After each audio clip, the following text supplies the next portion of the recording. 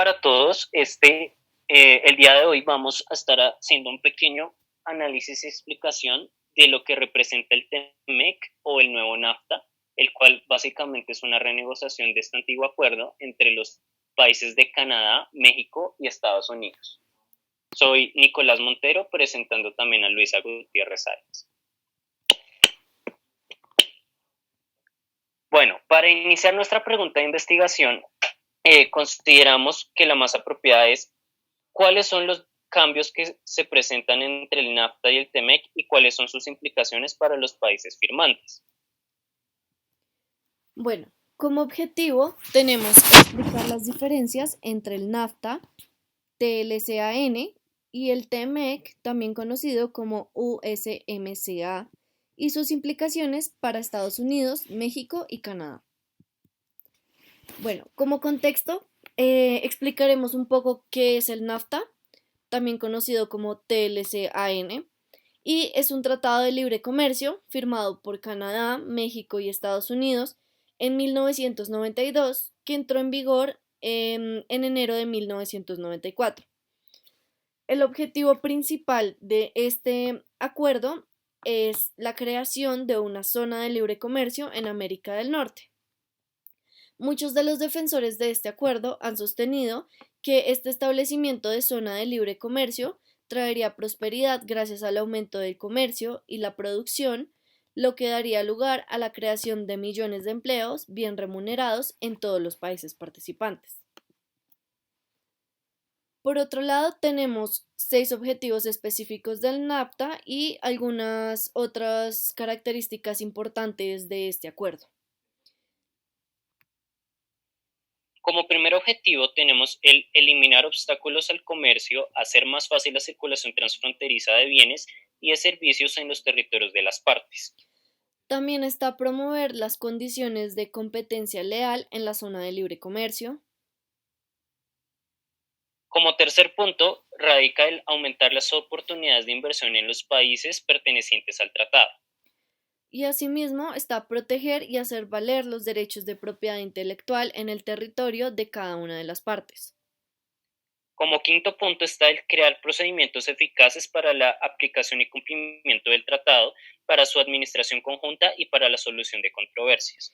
Por último, un objetivo que también aparece incluido en el Tratado de Libre Comercio es establecer lineamientos para la cooperación trilateral, regional y multilateral encaminada a ampliar y mejorar los beneficios de este tratado. Un aspecto importante que toca tener en cuenta es para que se pueda o que se pudiera lograr la desagravación de aranceles era que cada país perteneciente al tratado debía cumplir con un mínimo de producción de bienes y servicios de manera doméstica. Es decir, que todos estos productos producidos estuvieran necesariamente supeditados a la territorialidad del acuerdo. Es decir, no podían salir o ser importados de México, Estados Unidos y Canadá para que, se pudiera proteger en cierta manera la producción local con el fin de consolidar un crecimiento económico conjunto y ser competitivos en términos internacionales. Asimismo, como idea general, trata temas relacionados también con barreras no arancelarias, como las restricciones a la importación y exportación y las marcados de país de origen, así como inversiones extranjeras, derecho de propiedad intelectual, el comercio de servicios y la solución de controversias. Bueno, tenemos 3 importantes resultados del NAFTA. El primero es que generó un amplio crecimiento de las exportaciones de bienes y servicios en México, pero a su vez las importaciones también crecieron tanto al mismo ritmo o podría decirse que más, por lo cual podríamos decir que finalmente, a pesar de que se exportó en gran cantidad, el nivel de importaciones generaba que las ganancias no estuvieran tan altas como se predecía que fueran a ser. Por otro lado, tenemos que el crecimiento económico de los 3 países después de la firma del tratado y de que entrara en vigor no fue tan amplio como se predecía e incluso presentará niveles bajos o nulos de crecimiento en ciertos periodos de tiempo. Esto debido a varios factores como por ejemplo el atentado del 11 de septiembre y la crisis económica del 2008 que generó grandes problemas para los tres países. Por último, no ocurrieron grandes cambios en el mercado laboral de México como se esperaba. Esto teniendo en cuenta de que las expectativas era que el mercado laboral se incrementara con el fin de contener la migración masiva de mexicanos hacia Estados Unidos con fines laborales. Finalmente, frente al NAFTA tenemos varias críticas de varios autores que han generado diferentes pensamientos frente a este tratado que se enfocan principalmente en los efectos que ha tenido el NAFTA en México. En primer lugar, se habla de que la aplicación de políticas neoliberales en México ha provocado deterioros en las condiciones del mercado laboral, así como en materia agrícola.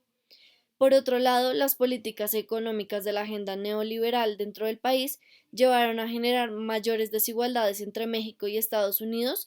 que llevaron a que la migración laboral desde México hacia Estados Unidos fuera mucho más amplia y fuera mayor de lo que se estaba pues pensando o proyectando, y asimismo pues se genera en México una pérdida importante demográfica. Por otro lado, se considera que la migración laboral masiva, debido a que se continuó,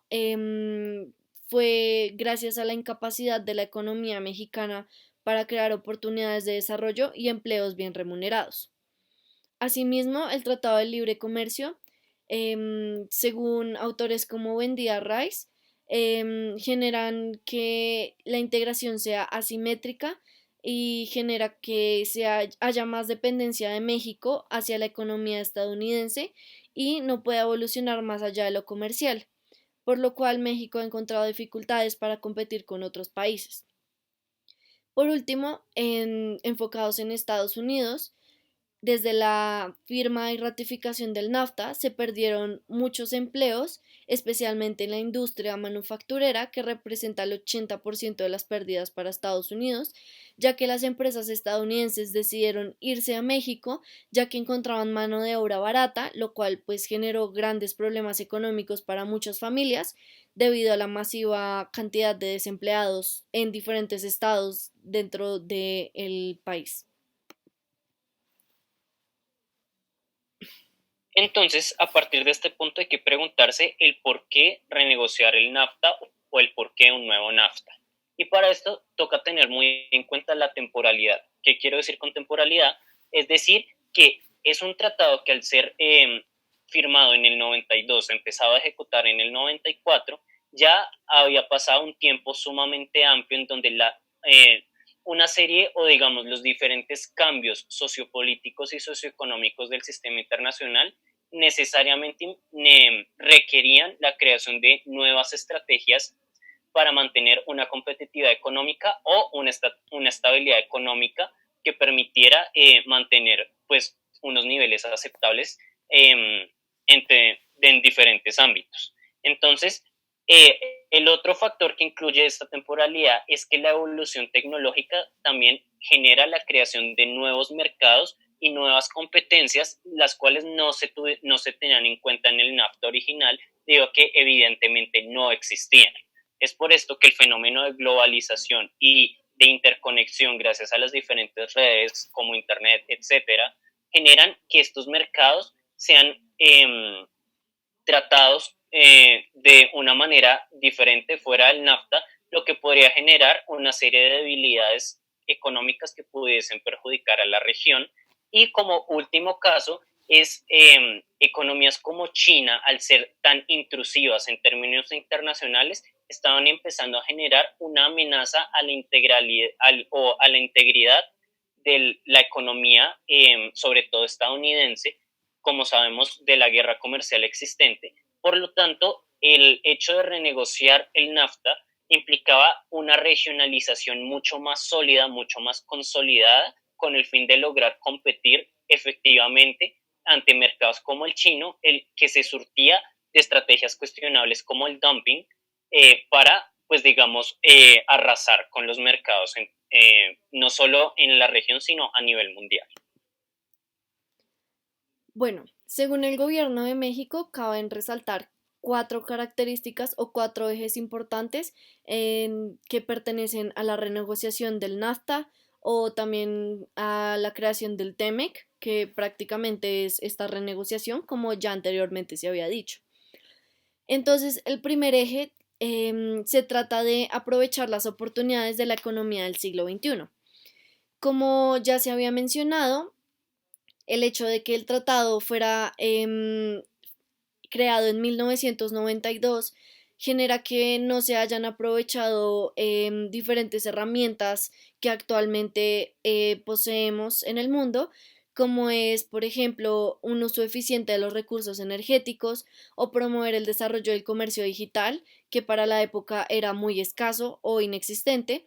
asimismo como facilitar el comercio de servicios financieros, fomentar la competitividad de las telecomunicaciones y fortalecer la protección de la propiedad intelectual. Como segundo punto tenemos el fortalecer la competitividad de América del Norte, que, complementando lo antes mencionado, necesariamente para lograr este fin se requería esa regionalización o integración regional para lograr generar un mercado conjunto capaz de competir con mercados extranjeros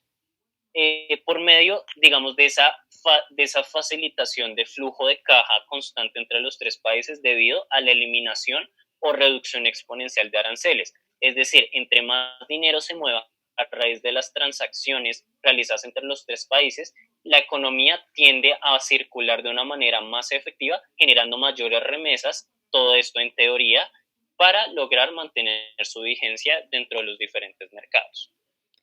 Bueno, por otro lado, tenemos el eje de avanzar hacia un comercio regional, inclusivo y responsable.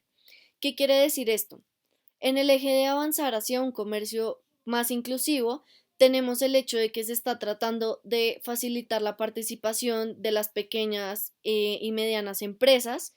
y asimismo se trata de ser más responsables frente a temas como el medio ambiente y la sociedad, especialmente en temas tan delicados como es la corrupción.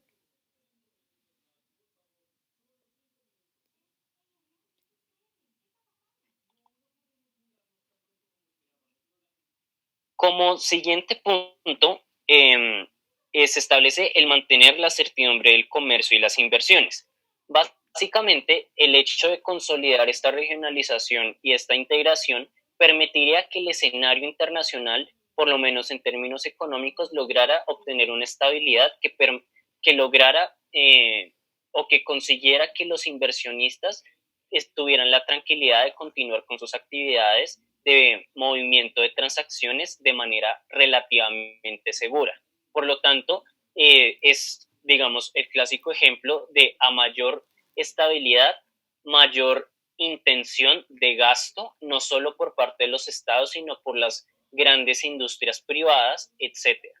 Mientras que en caso de no lograr esta integración, el panorama económico sería mucho más complicado de afrontar, dado que no habría una garantía para los inversionistas en términos macroeconómicos, lo que podría generar un perjuicio a la economía no solo local, sino posiblemente a nivel mundial. Bueno, a continuación vamos a explicarles algunas de las principales diferencias entre el NAFTA y el TEMEC, que pues como ya hemos recalcado, básicamente el TEMEC no es la creación de un nuevo tratado dejando muchos de los puntos ya aplicados en el NAFTA, sino simplemente es la renegociación o la aplicación o incluso la adición de nuevos temas o de diferentes puntos del tratado que era necesario cambiarlos o pues que era necesario renovarlos por el hecho de que ya habían quedado obsoletos de cierta forma. Entonces, uno de los primeros aspectos a tener en cuenta es la industria automotriz, ya que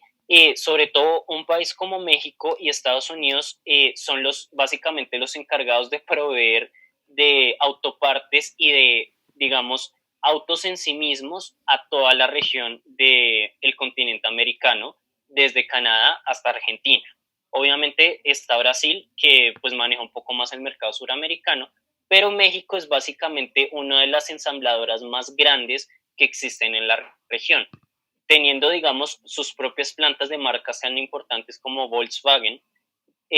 donde al punto que básicamente han desarrollado modelos propios mexicanos que se distribuyen a lo largo de América Latina.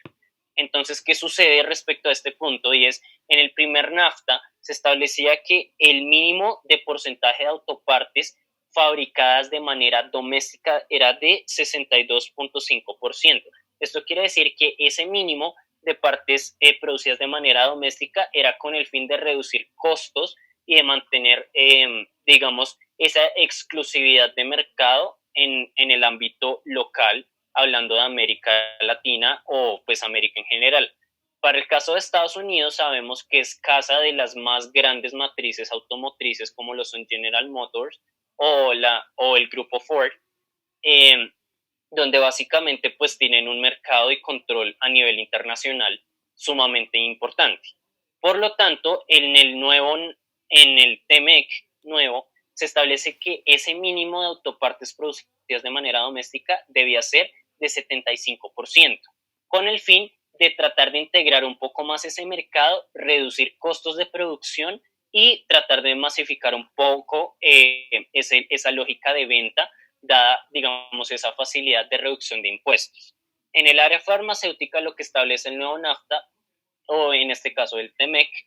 es otorgar una exclusividad de mercado farmacéutico de 10 años, es decir, que entre los tres países habría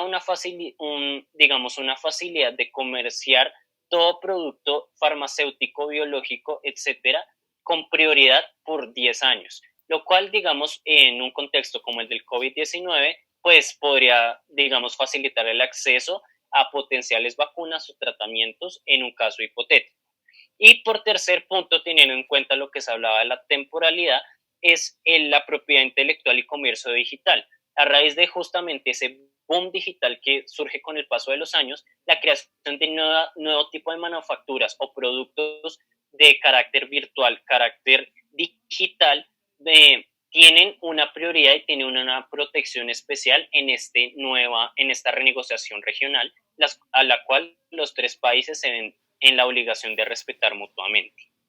Bueno, por otro lado, tenemos un punto importante que es la eliminación del sistema de arbitraje independiente. Dentro de esta encontramos dos puntos importantes que cabe la pena resaltar para este trabajo. El primero es que en el NAFTA existía un sistema de solución de diferencias entre socios, antes conocido como el capítulo 19. En el TEMEC se introdujeron cambios dentro de este capítulo, especialmente en el mecanismo conocido como solución de controversias, inversiones-Estado. Por otro lado, el cambio más grande es que en el NAFTA existía un mecanismo de solución de controversias entre Estados Unidos y Canadá que se aplicaba para México en casos muy específicos y muy especiales, que implicaba un sistema de arbitraje independiente que permitía a las empresas solicitar la eliminación de tarifas arancelarias. Con el TEMEC lo que sucede es que se eliminan los mecanismos de solución de controversias entre Estados Unidos y Canadá. Asimismo, tenemos una cláusula de terminación. Con el NAFTA no existía una cláusula o un tiempo límite para el funcionamiento del tratado, sino que se hacían reuniones periódicas para renegociaciones o para actualización, por decirlo así, de las normas que regían el NAFTA, pero realmente no existía un término o un año específico en el cual el Tratado de Libre Comercio llegara a su fin. Lo que pasa con el TEMEC es que se establecieron máximo 16 años, o sea, luego de 16 años el Tratado de Libre Comercio se termina a menos de que los Estados miembros decidan extender el tiempo pues, de funcionamiento del tratado. Por último, tenemos el caso de la migración. En el NAFTA no se toma muy en cuenta la migración masiva entre México y Estados Unidos en cuanto a que se esperaba que la migración dejara de ser de las magnitudes que pues han sido y que con con la firma del NAFTA y pues una vez ratificado en el 94 se lograra que estas personas dejaran de emigrar, ya que la situación laboral dentro de México sería mejor, lo cual no ocurrió como hemos visto, lo cual lleva a que en la renegociación y pues en el TEMEC se tenga en cuenta de que se deben exigir especialmente para México, que cumpla con las reformas laborales que logren contener la migración masiva y que generen una mejor condición laboral para las personas. Bueno, por último, tenemos que México tiene una visión, especialmente por el presidente que actualmente está en el gobierno, y también las implicaciones de esta visión y de los puntos de vista más específicos de los intereses de México. En primer lugar, tenemos que el presidente de México, Andrés Manuel López Obrador, el presidente que actualmente está en el gobierno, siempre ha hablado de tener políticas en contra del neoliberalismo y hacer un cambio gigantesco en la economía de México para tomar otras direcciones diferentes a las políticas neoliberales, pero asimismo ha apoyado la firma y ratificación del TEMEC, a pesar de que este tratado tiene unas bases puramente neoliberales. Por otro lado, para el presidente de México, firmar el nuevo tratado con Estados Unidos tiene ventaja para ellos, ya que los deja en una posición especial para poder negociar y para poder vender productos a lo que se conoce como la gran potencia mundial. Y por otro lado, tenemos uno de los mayores desafíos para México, que es, como ya se ha mencionado reiteradas veces en esta exposición, contener la masiva migración de personas hacia Estados Unidos por su problemática, especialmente por la falta de condiciones laborales buenas que pues necesitan ser mejoradas y que se espera que con la firma del TEMEC logren ser realizadas y llevadas a cabo, ya que pues es la esperanza que pone AMLO a esta nueva renegociación. Con el caso de Estados Unidos, pues obviamente se debe tener en cuenta que la agenda política de un presidente como Donald Trump, que está totalmente enfocada a la nacionalización, aludiendo a su, pues digamos, conocido lema Make America Great Again, o Volvamos a América Grande otra vez, pues obviamente esto genera un reto particular en términos económicos y políticos a nivel internacional. Entonces, básicamente este pensamiento antiglobalista, por llamarlo de alguna manera, necesariamente involucra a que la restricción de la producción de bienes y servicios se vea supeditada a un interés sumamente marcado que es muy difícil al que es muy difícil ponerle contrapesos. Por otro lado, pues a pesar de estas intenciones claramente no aislacionistas, pero sí mucho más restrictivas, hay que tener en cuenta que Estados Unidos es muy consciente que si eventualmente saliese del tratado o que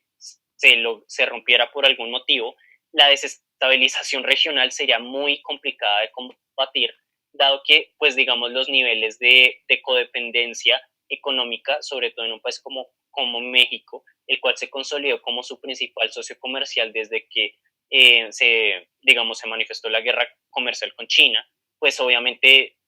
generaría unas connotaciones muy negativas, lo cual en cierta manera sirve como mecanismo disuasorio a las intenciones aislacionistas de Donald Trump, particularmente. Bueno, por otro lado Y tenemos la finalmente, perspectiva canadiense y sus implicaciones. entonces, para el caso canadiense, lo importante a tener en cuenta es que por la lógica bilingüe de Canadá, de angloparlante y francoparlante con la región de Quebec, la cual representa un, digamos, porcentaje muy importante en términos económicos y sociales, eh, el país necesita, digamos, tener unas consideraciones especiales para la protección de los intereses de Quebec, dado que a lo largo de los años han habido claras intenciones de separación por parte de esta región autónoma del Estado canadiense. Por lo tanto, pues digamos, el proceso burocrático de Canadá es un poco más complicado y ajustarse a unos intereses duales, por llamarlo de alguna manera, en términos internacionales es un poco más complicado de llevar. Por lo tanto, cuando se firmó inicialmente la renovación o digamos la renegociación del NAFTA entre México y Estados Unidos, había cierto nivel de preocupación de que Canadá decidiera no entrar debido a que tenía que proteger también los intereses de Quebec en el término, en un ámbito interno. Eh, y digamos particularmente el papel de Canadá en esta renegociación es una protección a todo su sector productor lácteo y derivados digamos, de productos primarios de granja como huevos, gallinas, etcétera, debido a que a un porcentaje importante de su población es productora de estos bienes. Y obviamente un tratado de libre comercio y una reducción de aranceles representarían una pérdida de alrededor de un 70% del valor original de estos productos de exportación a Estados Unidos, lo cual pues obviamente alega una protesta de estas personas porque necesitan tener una garantía de, digamos, de subsistencia a partir de su negocio local, que es una parte importante de la economía. Por lo tanto, eso fue uno de los asuntos que se tocaron con más cuidado en esta renegociación del TEMEC. Bueno, finalmente tenemos 5 conclusiones importantes y una consideración final. Entonces, las 3 primeras conclusiones son las siguientes. La primera es que la integración está a un nivel tan avanzado que la salida de alguno de estos miembros pues tiene consecuencias negativas para los 3 países, ya que la negociación se ha llevado a cabo y ha durado tanto tiempo y ha generado tanta integración y un nivel de interdependencia entre estos países. La salida de cualquiera no solamente afecta a los otros dos, sino al mismo país que decide salirse. Por ejemplo, este sería el caso de Estados Unidos, que actualmente, frente a la guerra comercial con China, no podría darse el lujo de de perder esta oportunidad de no generar aranceles para estos otros dos países, por lo cual pues es importante tener en cuenta que a pesar de que Donald Trump ha sido demasiado fuerte con sus posiciones anti multilateralismo y todo este tipo de acuerdos internacionales, de cierta forma necesita mantenerse en el tratado. Por otro lado, a pesar de que México se ha visto afectado ampliamente por las políticas neoliberales, es importante reconocer que hay factores que han llevado a que este se haya posicionado como uno de los países más importantes económicamente hablando para Estados Unidos, especialmente a finales del 2019, en el último trimestre, que se consolidó como el país que mayor exportaciones mandó a Estados Unidos. Y se pueden ver estos factores como la integración económica y la guerra comercial con China, que pues ha llevado a que México logre mantenerse hasta la actualidad o incluso en el primer trimestre del año 2020 como el socio comercial más importante por el momento de Estados Unidos. En tercer lugar, es importante ahondar en las necesidades de generar políticas favorables para los mexicanos con el fin de que la migración masiva disminuya. Esto ya que con el nuevo TEMEC es necesario tener en cuenta todas las fallas del anterior tratado para poder aplicar unas mejores políticas frente a la situación laboral, frente a las necesidades laborales de los mexicanos, para que finalmente la economía crezca y puedan generar mayores empleos y una mejor situación y calidad de vida para las personas que viven en este país. Como cuarta conclusión, y ya lo hemos hecho evidente, es que esta renegociación del TEMEC no es un tratado nuevo, no es digamos, otra cosa diferente a lo que era, sino que es básicamente una actualización de, de lo que era el anterior NAFTA. Y surge en respuesta, uno, a un tema de temporalidad digamos, de los estatutos anteriores que necesitaban ser actualizados de manera radical para ser aplicables al contexto actual, y en segunda instancia como un mecanismo de protección a la competitividad económica regional debido a la intromisión de estrategias cuestionables como el dumping de países como China, y pues tratar de lograr mantener esa estabilidad y en cierta manera control económico regional y a nivel mundial de manera efectiva. Como quinta cuestión, pues ratificando lo que dije anteriormente, es esa serie de ajustes al tratado antiguo, lo cual pues nos permite decir que no es un tratado nuevo, no es una negociación nueva, es únicamente una actualización. Y finalmente, la consideración final es que a la fecha no existe, o digamos, no es un tratado que esté en vigencia, debido a que solo ha llegado a la etapa de firma por parte de los tres países, Y más no se ha ratificación. ejecutado de manera efectiva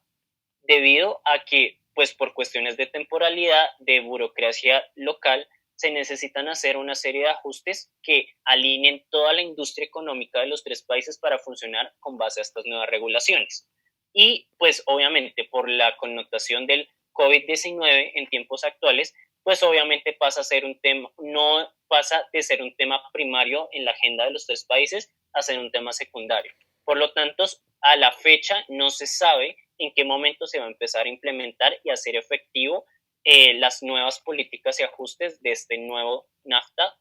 conocido como TEMEC. Bueno, cabe resaltar que no solamente llegó a la firma, sino ya está ratificado por los tres países y se esperaba que en julio de este año, del 2020, empezara a funcionar en los tres países, pero como dice mi compañero, tenemos que esperar qué sucede y cómo va evolucionando la pandemia a nivel mundial, ya que esto ha retrasado los planes no solamente económicos, sino políticos y de otro tipo a nivel mundial. Con esto finalizamos nuestra presentación. Muchas gracias.